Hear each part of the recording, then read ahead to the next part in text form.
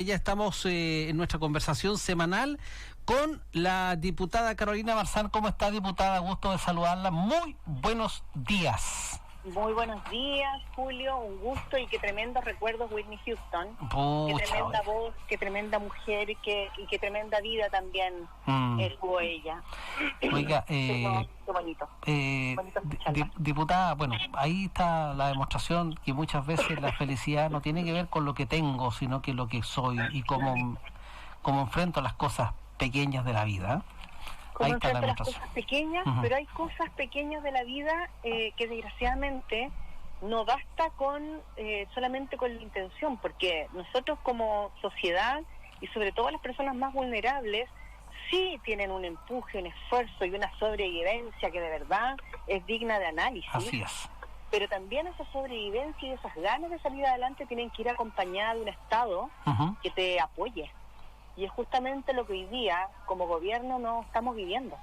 Bueno, el tema del 10% de los anuncios del presidente en el día de ayer, a través de sus ministros, de recurrir al Tribunal Constitucional, la reacción masiva que ha tenido todo el país, es un tema que indiscutiblemente hoy día nos deja con una duda. ¿Y qué va a pasar con todo esto? ¿Cómo se va a resolver el problema?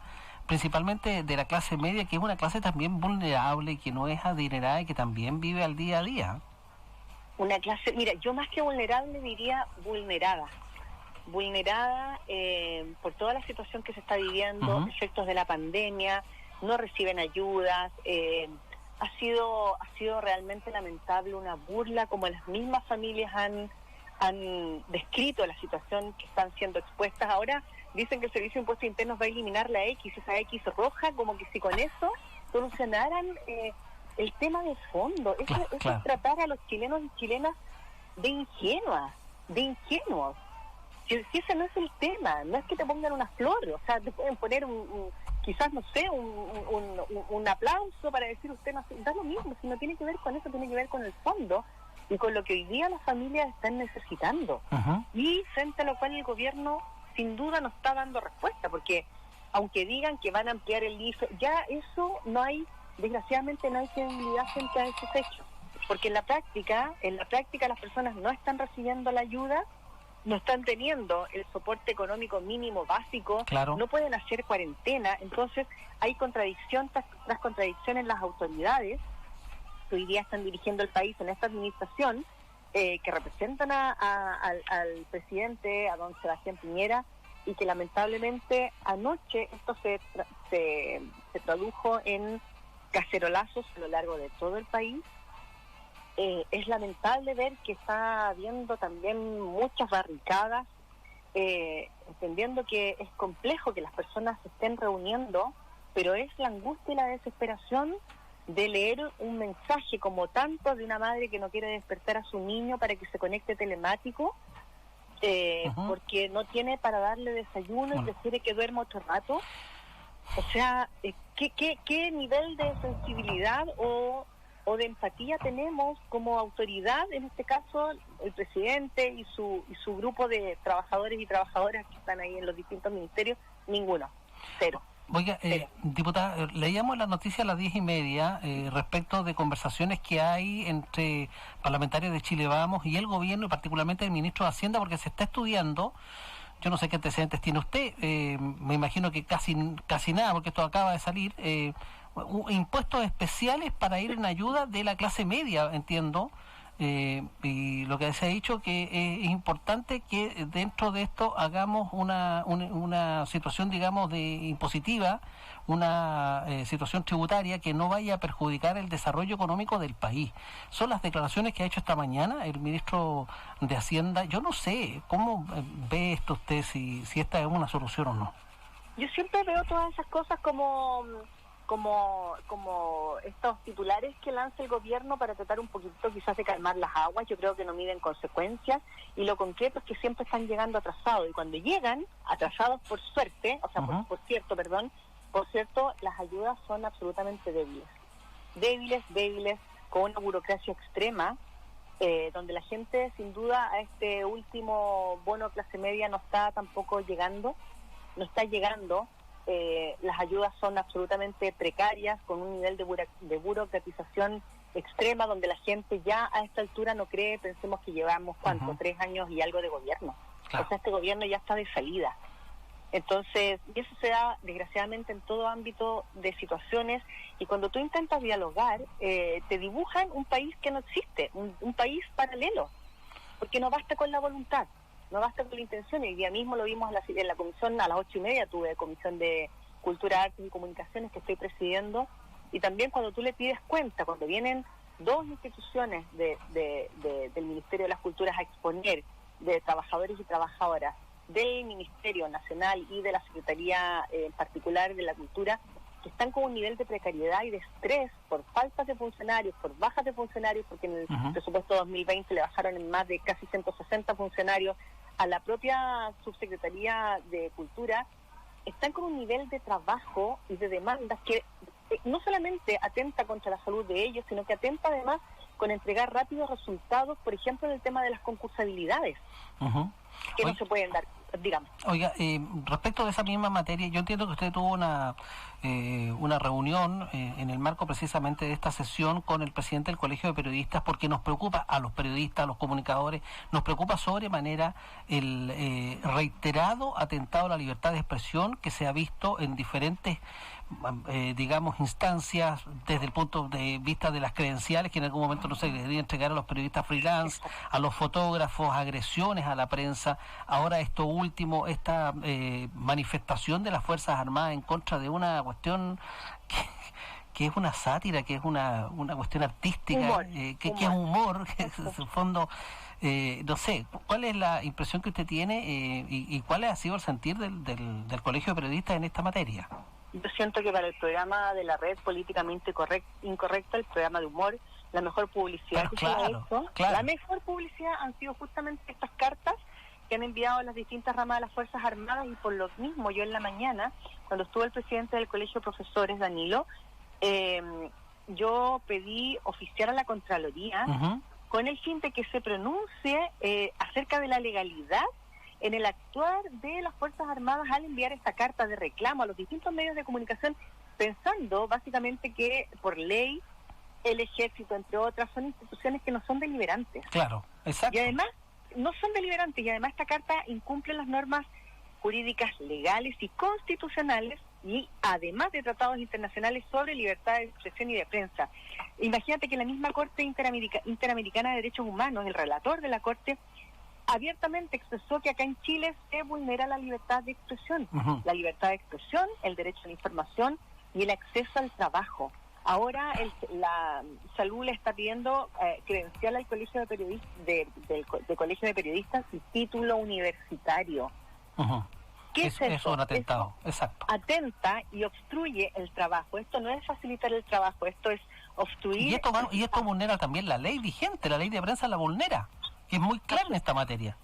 Absolutamente. Y ellos manifestaba que a raíz de las movilizaciones del 18 de octubre, más de 300 comunicadores han sido agredidos. Exacto. Agredidos, hay denuncias de torturas. Exacto. Al interior de los carros de represión que se instalan en los distintos espacios.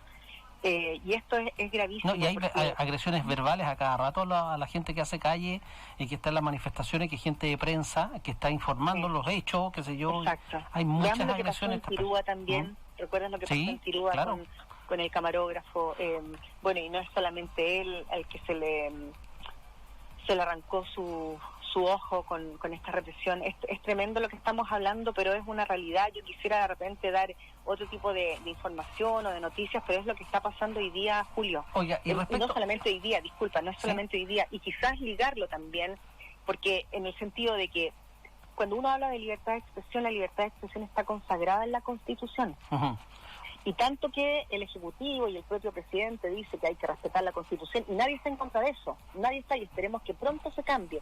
Pero cuando se habla de que nosotros hicimos un proyecto de ley para un tercer retiro del 10% y hacen un requerimiento al Tribunal Constitucional porque, según él, el presidente lo encuentra inconstitucional, resulta que también este gobierno está atentando contra la Constitución, está vulnerando la Constitución justamente en el artículo que habla de que nosotros en este país tenemos libertad de expresión, sí, y eso es un derecho. Oiga, respecto de eso mismo, ha habido hoy día un pronunciamiento en estos momentos ahí en la Cámara.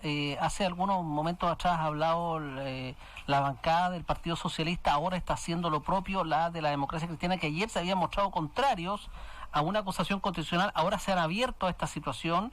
El diputado Verdesi dijo que no apoyaba la acusación constitucional, pero que están abiertos a estudiar esta situación, un poco también en sintonía con lo que ha dicho Chilin. ¿Cuál es su opinión sobre esta materia, diputada Marzán?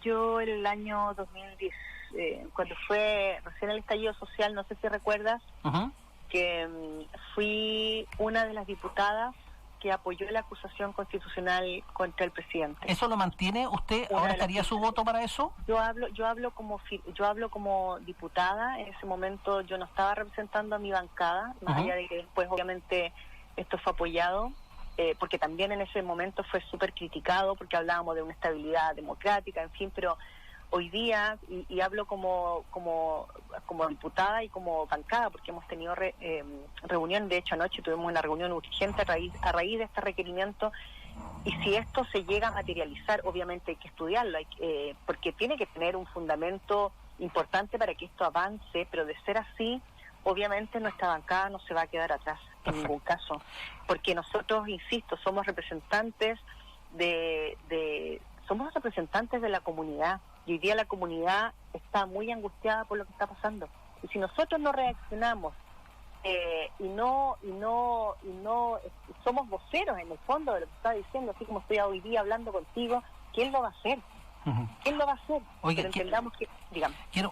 Quiero preguntarle ahora, pero a usted como mujer de las tablas, Ya. Porque hay mucha, no quiero usar la palabra ignorancia, pero falta de información respecto de lo que es el arte, de lo que es una puesta en escena, y hasta donde yo sé, y quiero que por favor usted lo aclare, toda expresión artística tiene que generar repercusión en el auditorio, tiene que hacer pensar a la gente, tiene que generar cuestionamiento, etcétera. Esto no se ha logrado plenamente con esta puesta en escena de este programa políticamente incorrecto. No se logró desde el punto de vista artístico la máxima respuesta que se quería lograr en cualquier propuesta. Mira, yo no soy quien, digamos, para darte una respuesta, porque todos sentimos distinto. Y todos los distintos representantes y las distintas representantes te vamos a dar seguramente distintas respuestas, pero yo creo que podemos desembocar en algo similar, y que es que el arte en general mueve emociones. Ahora, para mí no es válido, y eso lo he dicho incluso en la comisión alguna vez, creo que fue el de Anatel, en algún momento hablando del cine chileno, no me acuerdo el nombre específicamente del representante de Anatel, cuando dijo, reconozcamos que hay películas que son malas, y yo ahí dije, a ver, momento, puede haber películas que a usted no le gusten, pero nosotros no podemos hablar de malas o buenas películas, porque eso es profundamente subjetivo. Claro, exacto. ¿Ya? Eso por un lado.